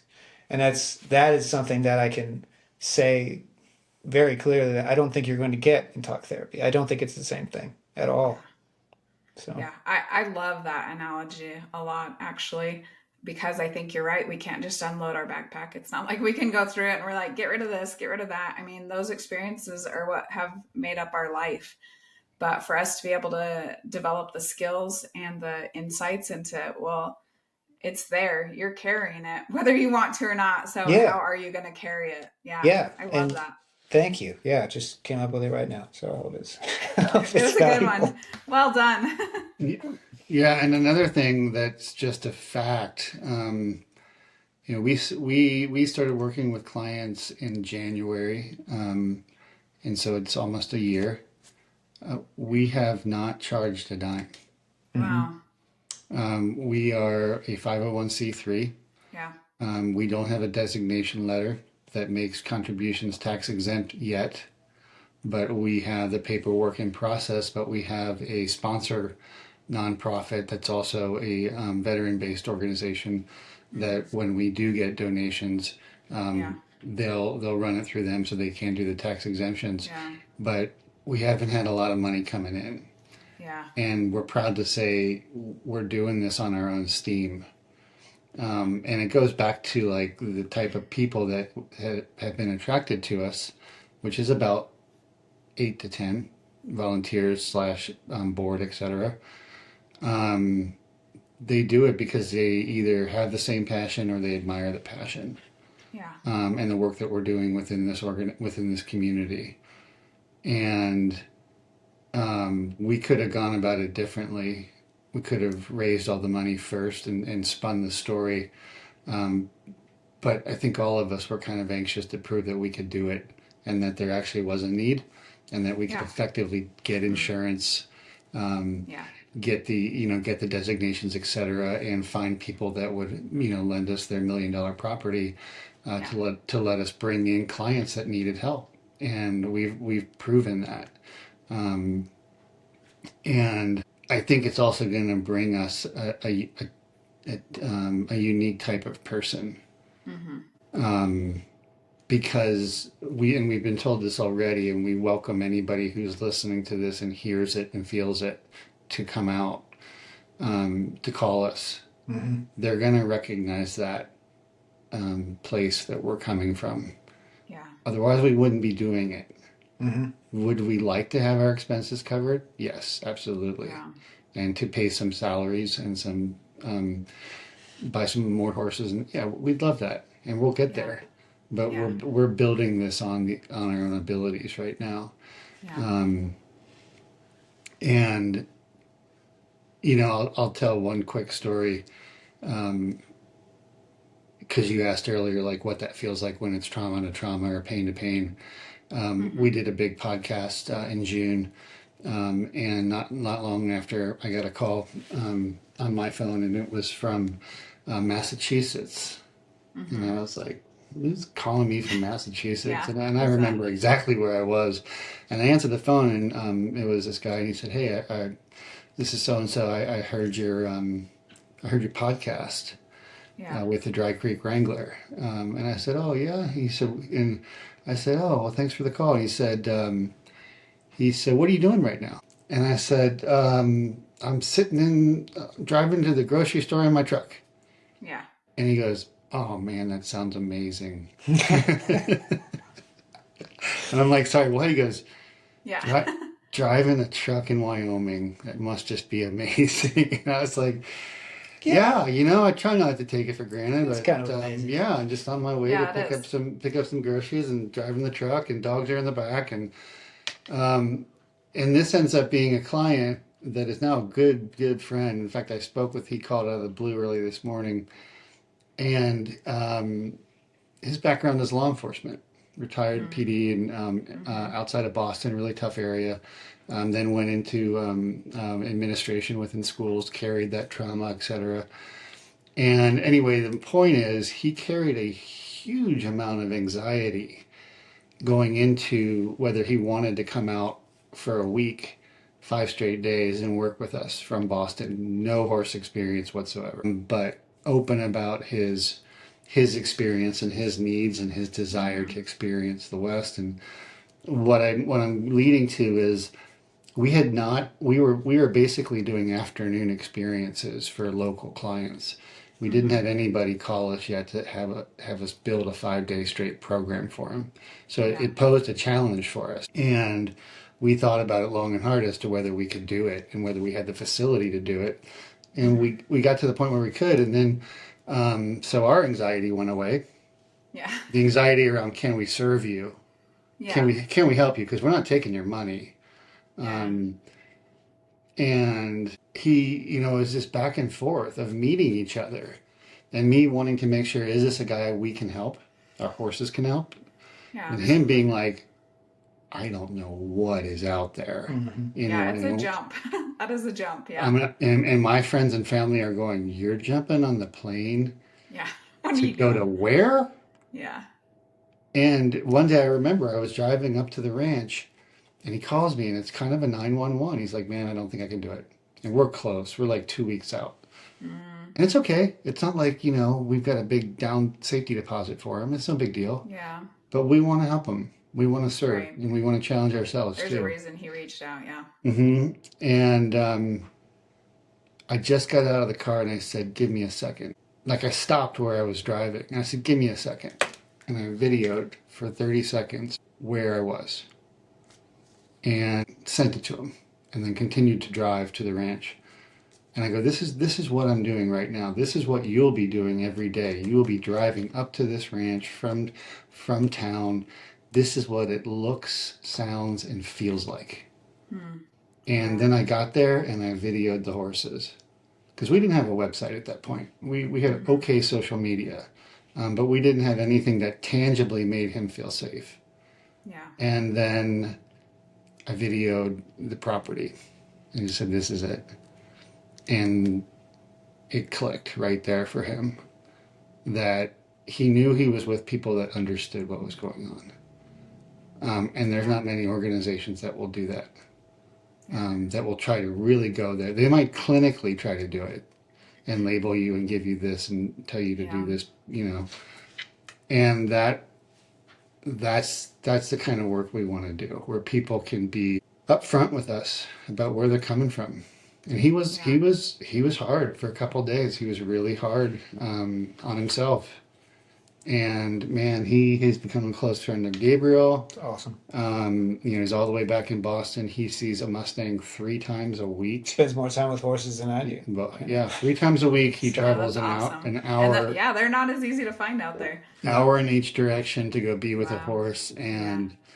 And yeah, that is a relationship that I am grateful for. Yeah. Yeah, no, that's an incredible story. And I think it's definitely changing lives. It's such a double-edged sword because there's so much value. Yet at the same time, I think like you guys, I wish that Mustangs were accessible to everybody that had a desire to be around them. That the wilderness was more accessible to everybody. Just you talking about the Wyoming wilderness, like resonated with me. There's something different when you get away from the hustle and bustle of our culture and society and you're out there um, in the wilderness. And especially when you have a horse as your companion out there, it's something that's really incredible. Life Um, changing. Yeah, and that's a goal of our organization is to get people multiple day trips up. We're literally 40 minutes from being in wilderness, yeah. Sheridan, and then we have sanctuary rides that we can do that are at the base of a national forest and wilderness. So it's really accessible here. It's Sheridan, Wyoming, where we're based, is just a really, really cool small town Western experience that, like you still can ride for hours and hours and hours in the mountains without seeing a fence Yep. Yeah, that's incredible. or a person. Yeah. Yeah. Yeah. And sometimes you need that. There's something really good about being with yourself without all those pressures around you. Yeah, It's that's really that's powerful. what I was literally thinking in this moment when you sort of like addressed the audience a second ago. I thought like, boy, like how would I address the audience if somebody were listening to this, if if an accountant in Miami was listening to this and thought, if you're even wondering if this if it's even mildly interesting to you to have what is not like this is not cowboy camp, this is not a trail ride, this is not what's that movie, City Slickers, like Yeah. it's this is a real. I love this interview because it's given me an opportunity to think about this in this way. Like it's a connection with nature and the wilderness and with yourself that if you're even wondering about it, it will work. I promise you. Like it would be an experience that you are not going to get anywhere else. And I'm so fortunate to get to even talk about it or have experienced it at all. But Yeah. it matters, like if we did this program in, like if we trailered up and went to Denver and did something, it would be great. And you could really have an impact on people's lives. Yeah. But it is different here. And you should come here. And because Yeah. it's not just, the, I can't get away from that word wilderness because as we're having this conversation, I'm like, yeah, it does feel as if this place and everything in it that is embodied in that horse is what affected my life so deeply. It's more of an Where encounter you with the went, wild. Absolutely. Yeah. places we went to. I mean, like I remember when I used to lead rides and you'd get all these tourists and they'd come and they would never stop talking. Mm-hmm. And I'd be like, man, Yeah. I can't tell that story again. And this is, way back, everybody had to do the dude strings. And my line was always like, you know what the average amount of complete silence a person gets in a day? Mm-hmm. The average amount. And they're like, no, what? And I'm like, it doesn't include sleeping, but complete natural silence. Yeah. And I was like, and they're like, no, and this is true. At least it was back then. 2 minutes. 2 minutes. I'm shocked that it's even 2 minutes. I would Two think it would minutes. be, Yeah. So Yeah. that's average, right? yeah. Here it's a lot more. But a plane flying over, that just Yeah. disrupted it. Okay, but you got what, and then I would say, now let's enjoy the next 2 minutes. Let's have some quiet. There's such truth to that, though. I think for me, like when we moved from a more of a town into like a very rural area where, the town has no stoplights, one gas station. Um, And it was like, once we're out here, and even when I go into our bigger town and come out, it's like you come out here and you can breathe again. Just the other night, I was out after dark because daylight savings time is so early now. So I was out after dark with the horses, just looking up at the sky. And a lot of times I'll kind of dread it. It's cold. I'm like, I just want to go to bed. I don't want to have to go take care of the animals. And I've been trying to change that mentality, because every time I get out there, it feels so good to, like, my soul to have that space. And so I was out there in the dark, and we're, backed up to national forest in the Rocky Mountains. So there's not much around, and you can see lights from town, but, just the peacefulness and like the relief that gives to your spirit to be able to have that downtime. And Yeah. I know from my life, most people don't get that, they don't get it every night like I get it now, which has definitely come at a cost. But to be able to provide that to someone else, where it's like you can come away from the world and you can like breathe and reset for a little bit, because our world is so in your face. It's so loud. It's so constant. It's really hard to find that breathing room. And I think that's part of what you guys are doing, is providing that opportunity to just come away from it. Yeah. So, can I provide a little bit more clarification on what we do? Yeah, absolutely. Right. So really, we teach natural horsemanship with the Mustang. And our overall goal is, when we're just talking about horsemanship, because I don't want people to think, oh, I want to go out there and go straight to the wilderness and ride, tip to tail on a trail. Or, if you look at our websites or our social media, you'll see us riding in all different areas, but you'll also see, for the most part, people on the ground. So doing groundwork. And we may emphasize a few things if people are coming in from out of state that don't have experience, like some good books to read or so, just to kind of understand why you would want to teach somebody how to control a horse's feet from the ground before they try to do it from the saddle. Yeah. And that's really like our thing. If you can't do it from the ground, and we'll settle for in hand versus liberty, but most of them get to the point where they can do it in liberty, you can't get on that horse's back because you have not accomplished trust. So you really do have to work for it, and it might be phase 2. You're on the horse's back in the arena, and then once you're riding in the arena, it's just like any other evolution. You're going to go up into the mountains. The difference with our horses is they don't like the arena. Yeah. They don't like it at all. Yeah. They behave, but they become much better partners off, out of the arena, up on the trails that they know, and where they like to, just trot and get some exercise. So the percentage of people that actually get up into the mountains right away, right now, pretty low, but it is an option. We also do retreats for people with experience, where we will do like the typical outfitter, where we can take you up into the mountains and provide an experience and things like that. But as far as like the therapeutic piece, a lot of that's going to happen on the ground. And we find that clients might be like, "Oh, I don't know about that," and then they get out here, or they get with the horse if they're local, and it is a consuming experience developing that relationship on the ground with a Mustang. And I think one thing you said is a good point, is that it is work. Like, it's not.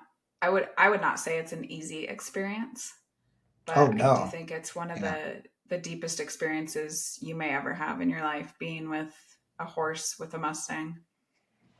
Absolutely. Well, I feel like we could keep talking for probably hours, but Easily. we should probably wrap it up. I know there's so many other things that I'm like, we could talk about this and this and this. And as we wrap it up, can you guys just kind of give a rundown of where people can find you, how they can take advantage of you, how they can support you if that's something that they want to do, all of that good stuff? Yeah, thank you for that, Shalice. So we do have a website, and I'm sure that we'll probably put that up in the notes. But Yeah, at absolutely. easehorsemanship.org is a great way to get a hold of us or to find about what we're doing. We're also on social media, Facebook and Instagram. Um, we'll kind of give you an idea of what we're doing day to day or the things that we love as an organization. You can reach our numbers are on the webpage, and email is on there. Please feel free to reach out at any point on that, and we'll try to get back and answer questions. And then yeah, just where we are. We're in Sheridan, Wyoming, which is north central Wyoming, not too far from the state line into Montana. So we're pretty close to Billings and Bozeman and Yellowstone, and a lot of amazing things to do. If you were to come in from out of town, there's a lot of really Yeah. cool things to do in the non-winter months. And it's just a really, really neat, rustic, traditional place to call home and to welcome visitors. Yeah, really beautiful country. Anything else, Gabriel, you want to add? How can people find you? Oh, they don't need to find me. They can just find At Ease. It's if you Okay. search Gabriel the Bull somewhere, I'll probably pop up. But even when you do that, At Ease stuff will probably be there anyway. So just go to at easehorsemanship.org. That's the way to go. Okay. Yeah, I'm just grateful to be here. Grateful to get to talk about this. Yeah. First time. I've never really got to sit down and talk about my horse experience because it's odd. In the land of cowboys, it's like I'm not a cowboy. I don't know anything. I'm just a guy who was thrust into this world and will never be the same. And my sitting here is just me making any type of attempt to if anyone else could have a similar experience, that would mean the world to me. So that's why I'm here. Those are Yeah. my only thoughts. So Yeah. And I am terrible at doing this, um, but we are a nonprofit. So, other than just looking up and seeing how we can help you, if anybody's interested in donations or resources or getting involved as a service-based organization, we definitely could use yes, your help. we need trailers and hay. And everything. Yeah, absolutely. I know always. Yeah, horses are not cheap. Yeah. They do require a good bit of care. So I think that's a great opportunity to throw out there for people who want to become involved in it to be able to help you guys do the work you're doing. And I just really want to thank both of you for sharing your stories. I know that a lot of times the stories that kind of come with people connecting with Mustangs are pretty deep and pretty potent and often very close to the emotional surface. I know they are for me. We definitely had some emotional moments because they really do something incredible. And so I'm very grateful that you guys were willing to come on here to talk not just about what you do at Ease and how you're going to help other people, but to share how the Mustangs and horses and reconnecting with nature has really helped both of you. I really appreciate it. I know that I'm going to be going away inspired and excited to keep sharing this message about how incredible they are, because when I talk to people like you, I can kind of think, okay, it's not just me. Like, I'm not just crazy living in my own little world. There is something so incredible about the Mustang horses. So thank you guys so much for being here and for taking your time to do this. Absolutely. Thank you. Thank you, Shalice. We appreciate you. Thank you for joining us in learning about horses that heal and the humans who help them. We hope you'll continue with us on this journey. We'd love for you to subscribe on your favorite platform and follow The Touch of a Mustang on any of the major social media outlets. Please share with your friends, anyone who loves horses, or anyone who might be struggling and could benefit from this message. If you have felt the healing power of horses or help them in their divinely appointed mission, please reach out. We want to hear your story. As we say goodbye, always remember that the horse is always there to help you heal.